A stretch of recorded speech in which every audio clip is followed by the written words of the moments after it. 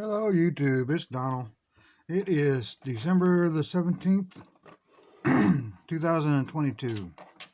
Uh, it's a good thing I checked because my phone quit on me the last video.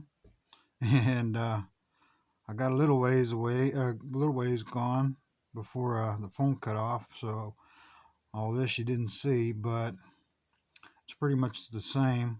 Uh,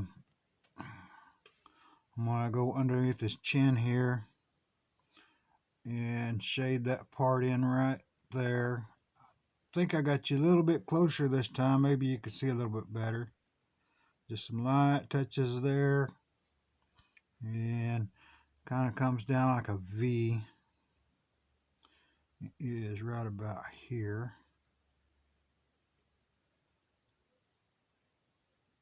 And if it's too dark like that and you don't like it, you can just touch it with your eraser sometimes and it'll dull it out.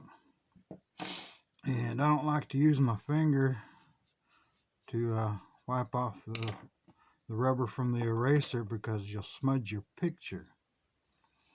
But okay, he's got a little bit darker lines under his eyes there. Just little short strokes. And something like that. It's got a little darker right through here and right down there. So really barely touching the wood or paper if you're working off paper. Okay. And then he's got some dark colors coming behind his ears. Get that in. But shading's pretty much easy. You just copy what you see. I know it probably sounds, you're probably saying, oh, that's not easy, but it's I can't tell you how I got there. I just know I got there doing it this way. I've been drawing since I was little, but well, whenever I got older and got me a paying job, I haven't drawn very much. Here just recently I just picked the pencil back up, and just something to do, because especially whenever you're not, the world's not acting right and there ain't nothing you can do about it. I just go into my own little world here. At least this world I can control. Just making little hairs, whole bunch. Just follow the line, the way his hair, the hair on the squirrel is. You probably can't even see these, so we'll go to something where you can see, like on his shoulder here. See how it's darker right through there, on down there, right above his elbow, or the bend in his arm. And that bend in the arm is right about here, so it's right about here. So we'll just shade that in a little bit. Give us an idea. And again, it don't have to be perfect. I mean, who's going to know besides you? Unless you put the two pictures up beside each other. That's pretty much how it is. We'll probably make this a short video. And then after we get all this color or shaded in, where we know the shades are, we'll get my burner out, and then we'll burn the image in. I'll show you what I do on that. It's I started burning wood way before I had internet, so it's along that his top there. I'm gonna lighten that line, his outline. I'm gonna leave a little dull, a faint line still. Just barely touching it with my eraser to lighten it up, where I can see the line still, but it's not so dark. And just come along here with some little short strokes for the hair. Kind of helps. And let's go to the tail, since we'll probably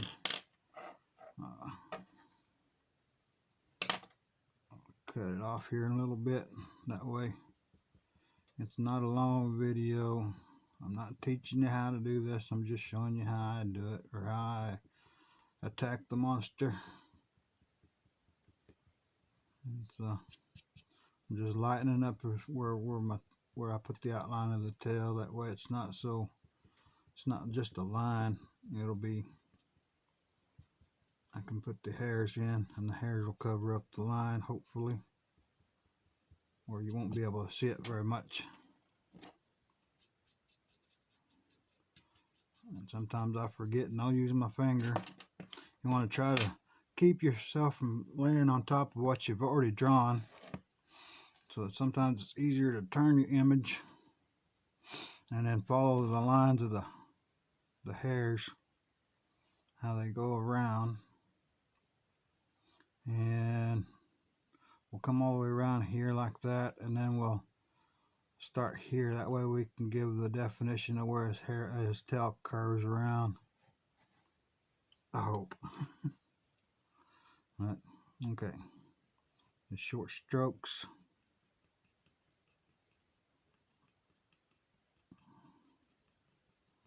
And again, it don't have to be perfect. This is your world.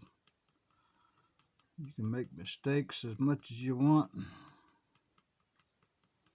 and call them happy accidents, like old Bob Ross used to.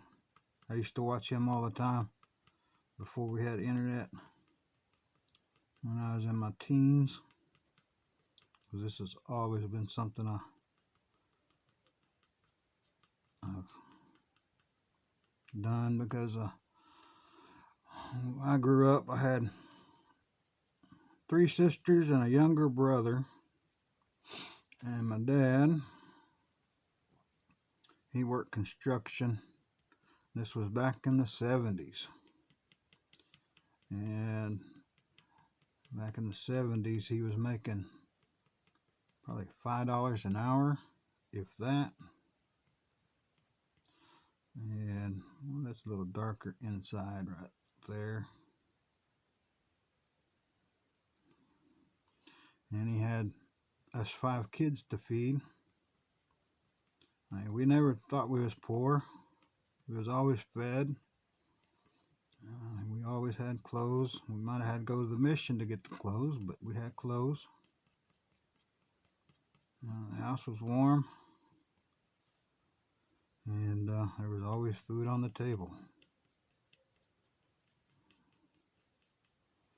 But anyway, my sisters would get to me sometimes, and we got up a little bit too high. Right here, it needs to be down. Right there, it needs to be down here, so I need to lighten this part right here up. Sitting there talking, wasn't even paying attention. There I go with my finger again. And we'll lighten this up over here. But anyway, my sisters would really aggravate me. I'm half Cherokee. My mom was Cherokee, my dad was white. And if you know about any Indian families or Native American families, you know how your older siblings are constantly roasting you. you can't make us feel bad because our siblings would do the worst they could, and it made us tough. Made us tougher. So there ain't a person out there that can get under my skin. But this right here is how I dealt with it when I was little. I'd just go find a corner someplace or go sit out underneath the tree, my pencil and my paper and my dog, and sit there and draw. Would never show anybody, but because it was all for me. It's pretty dark right there next to his back and the tail, so we'll just darken that all in. Might be too dark, might not be. It don't matter because it's my world.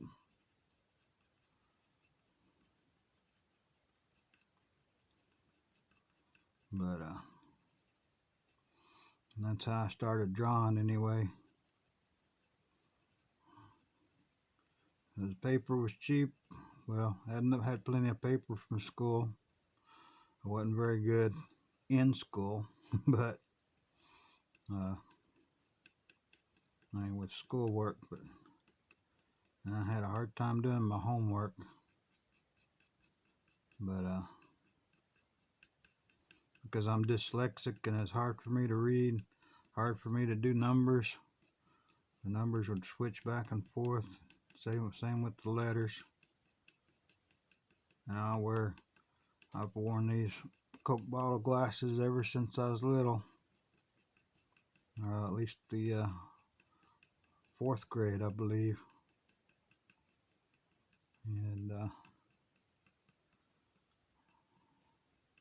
it's always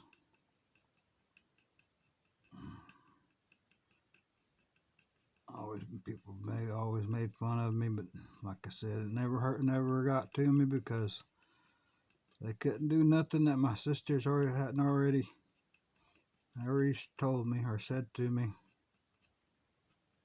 I love them for that. They made me who I am today. And I only got one sister left, and my little brother. And but they got their own lives. I've got one aunt and uncle. They're twins, and my uncle's has become an artist too. Well, I wouldn't call myself an artist. I'm just a piddler. But he's made a name for himself here in Oklahoma, in the town of Locust Grove. It's the town just next to us. That's where he lives, and he's done quite a few. Well, the town mural and in Cherokee. He sold quite a few of his pieces through the Cherokees. Hopefully I can do that one of these days. But I haven't really concentrated on doing that here lately. I mean, I have sold a few things.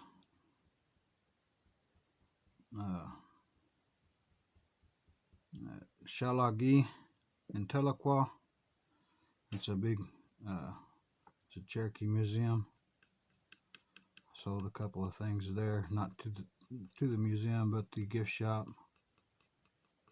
And the gift shop in the lower part of Tahlequah, next to the Cherokee complex.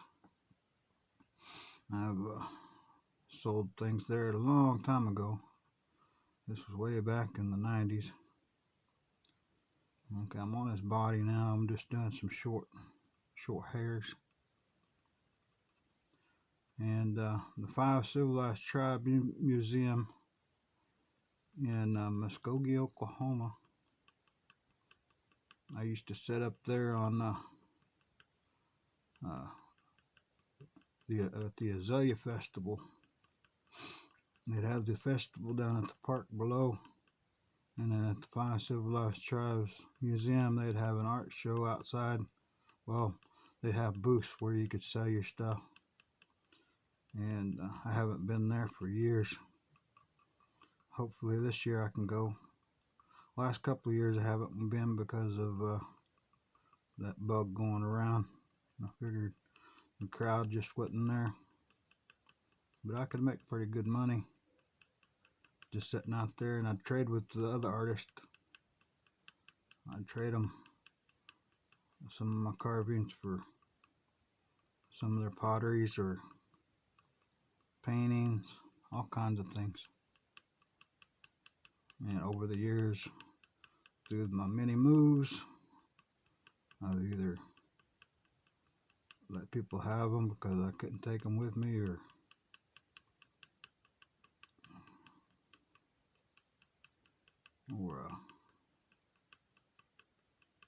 gave them away.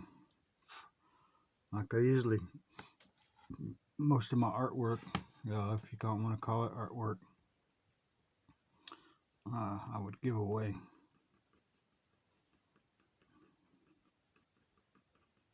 And even selling at the booth sometimes, I'd give it away. Especially the little kids that come up,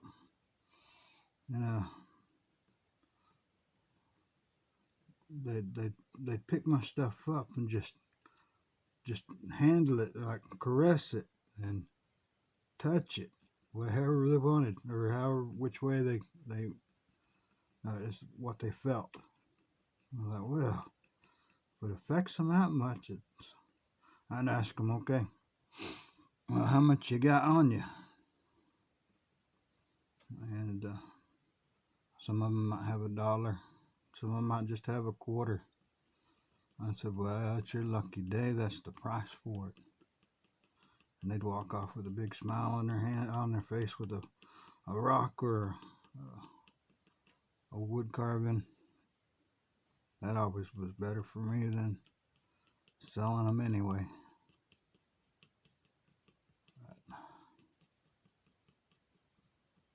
But that's been years ago.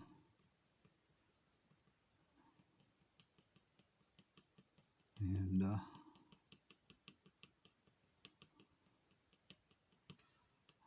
I'll probably end up doing it again, but yeah, I don't know about this year again, because it's they're talking like they're having, I don't see it, but they're saying that there's another stronger variant coming. And doctor, hang on, we're getting messed up right here. I'm talking away. See, let's go right here, follow up where his elbow goes. His elbow goes up this way, and then right there. Okay, we didn't mess up too bad. And we'll take his hairs and go like this.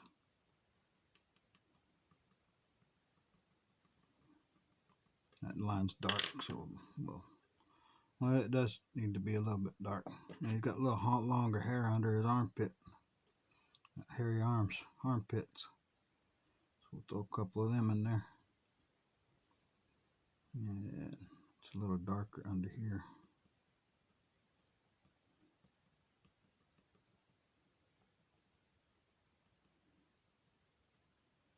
But so I don't know if there's going to be that many people out. Excuse me, I'm just getting over a cold myself.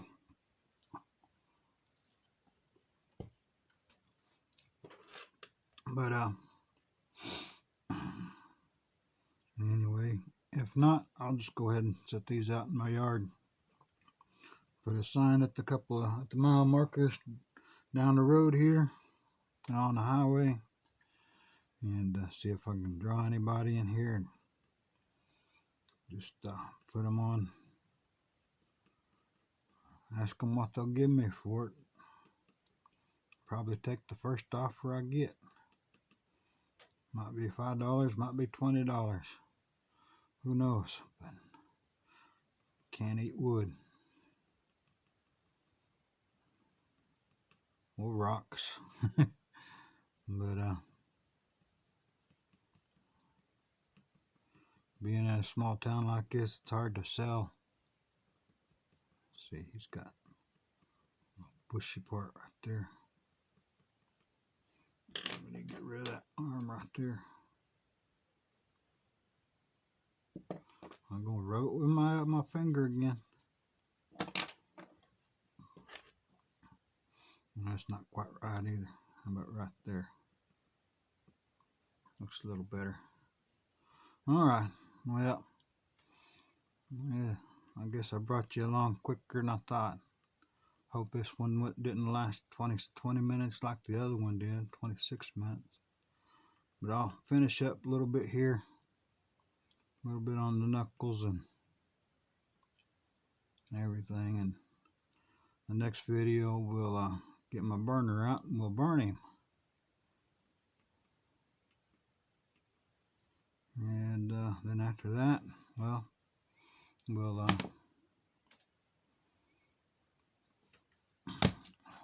probably need to do some of this wood down here too. Wood's easy. You just make little lines, curved lines. Don't have to be perfect. And we need to get that second line like it's, give it some thickness.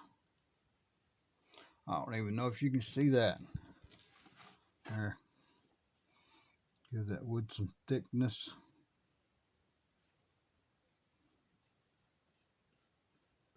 And we'll call it good for now. And I'll bring you back to